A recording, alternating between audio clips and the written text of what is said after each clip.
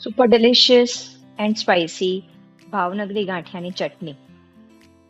તો સૌથી પહેલા આપણે કોથમીર છે, ફુદીનો, હવે સોપ, પૌવા જે છે એ, ગાંઠિયા, શેંગદાણા, લીંબુ અને એક મરચું લીધું છે.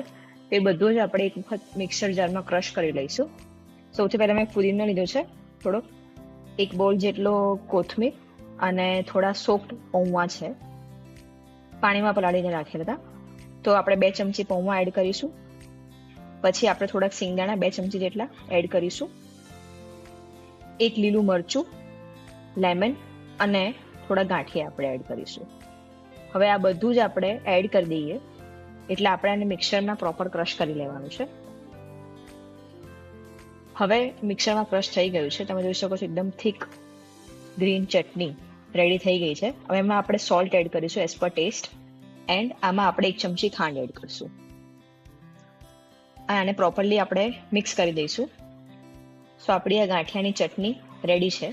હવે એક આપણે બોલમાં ટ્રાન્સફર કરી લઈશું. So super tasty and delicious and spicy ગાંઠિયાની chutney is ready to serve. Thank you for watching.